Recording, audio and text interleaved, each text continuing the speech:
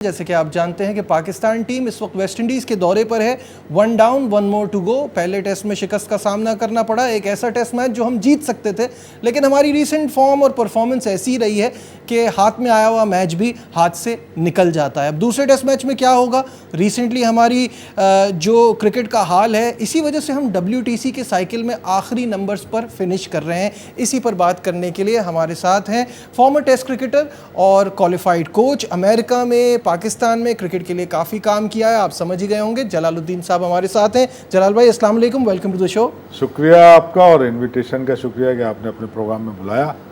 I am very good doing with cricket something here and there ji. America में भी कुछ cricket कर रहे हैं, पाकिस्तान में भी हम यहाँ डेवलपमेंट के काम कर रहे हैं, तो हमारा तो पैशन क्रिकेट है और क्रिकेट के साथ ही अटैच रहते हैं। बिल्कुल सही है। वो आपकी जो एक्टिविटीज़ हैं, जो काम चल रहा है, उस पर भी हम बात करेंगे, लेकिन इस वक्त सबसे पहले शुरुआत करते हैं वो मसला जिस पे हर क्रिकेट फ़ैन परेशान है कि हमारी क्रिकेट ने ये नोज डाइव कैसे ली है कि हम ठीक है बड़ी टीमों से खेलते हैं तो हमें भी प्रैक्टिकल रहना चाहिए कि इस वक्त हमारी पोजीशन ऐसी है कि हम इंग्लैंड को, ऑस्ट्रेलिया को, इंडिया को, साउथ अफ्रीका को हराना हमारे लिए थोड़ा मुश्किल हो जाता है। लेकिन जब आप वेस्ट इंडीज़ के खिलाफ खेल रहे हैं, जो on paper and on the field आपके जैसी टीम है, और वो आपको मौका दे रही है, लेकिन आप नो थैंक्स कह के पीछे हट रहे हैं, इसकी क्या वजह है? देखिए, यही एक अफसोसनाक बात है। जैसे आपने कहा कि बड़ी टीमों से चलें, आपका मुकाबला नहीं होता। अब तो हम छोटी टीमों से भी हार रहे हैं। जैसे हमने देखा बांग्लादेश से, हम वो जिम्बाब्वे से हार रही है, हम उनसे हार रहे हैं, हम भी हार रहे हैं और अभी भी हार रहे हैं, और इवन वेस्ट इंडीज हमें यहाँ हरा के चली गई।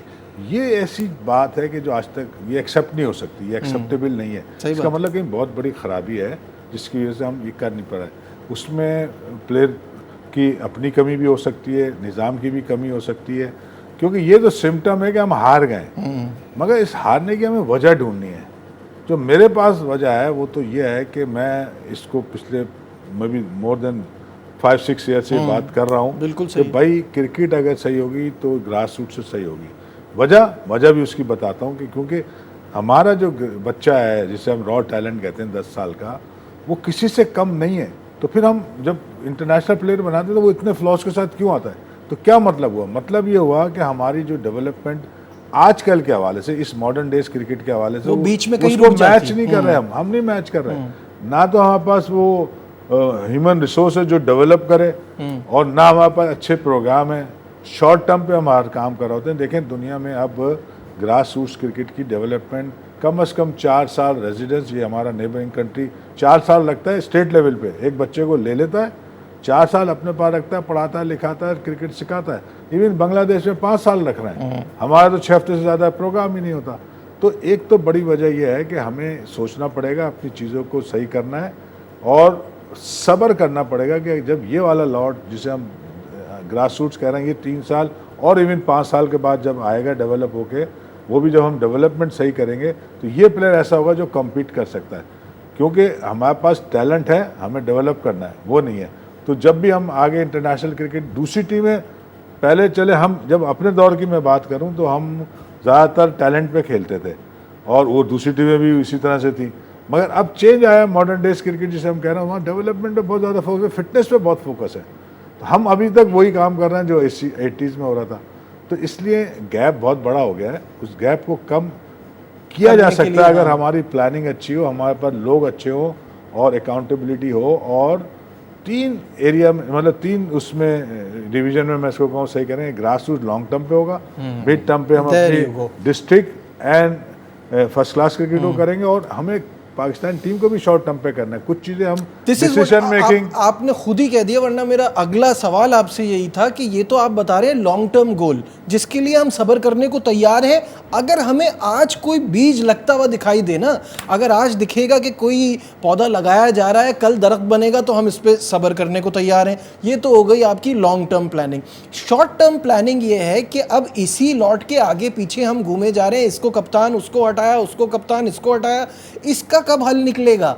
और इस मैच में मोर देन एनीथिंग मुझे ये फीलिंग आई कि आप मेंटली हार चुके होते हैं।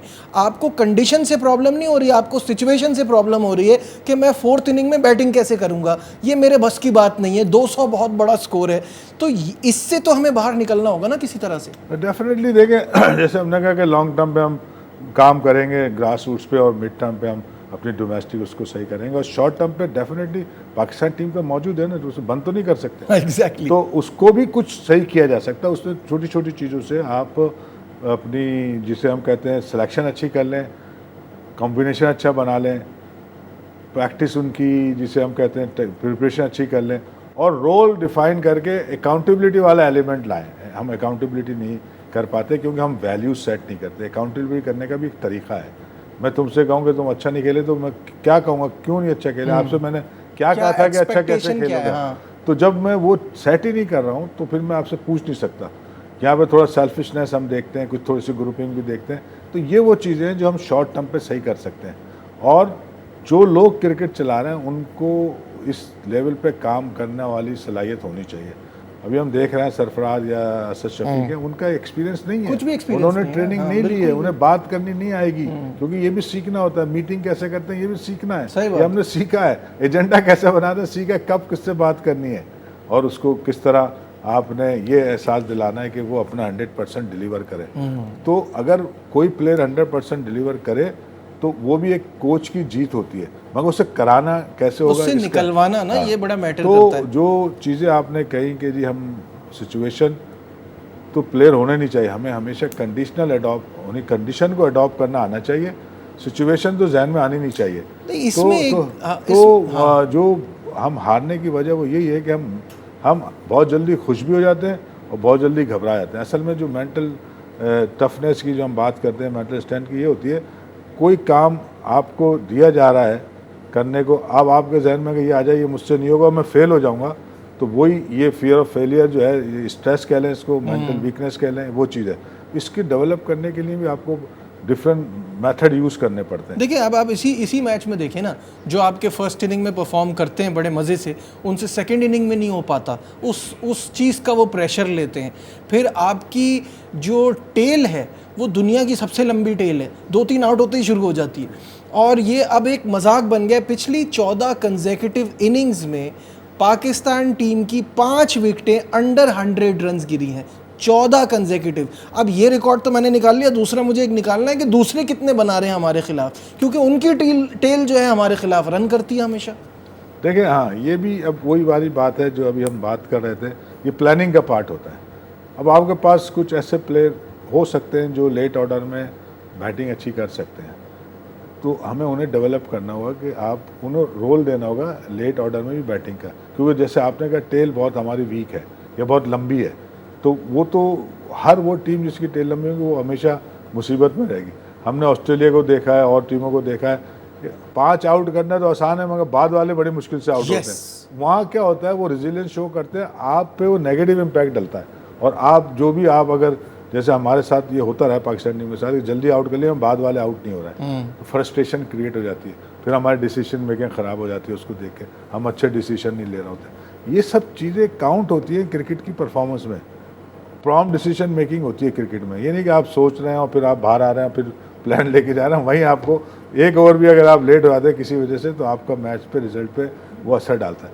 तो ये सारी चीज़ें जो है ये की जा सकती है, मगर उसके लिए आपके पास विजडम होनी चाहिए, बिलीव हो और विल हो, और जो बाकी लोग हैं वो उसको सपोर्ट कर रहा हूँ।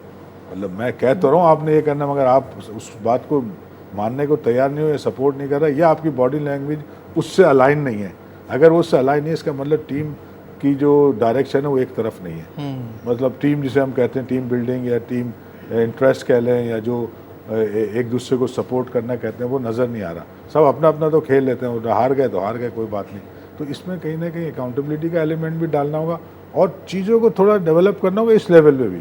बहुत ज़्यादा आप चेंज तो यहाँ नहीं कर सकते प्लेयर को, मगर उनको कुछ रोल दे के उनसे कुछ निकलवा सकते हैं, वो आपकी इस ओवरऑल परफॉर्मेंस पे इम्पैक्ट डालेगी।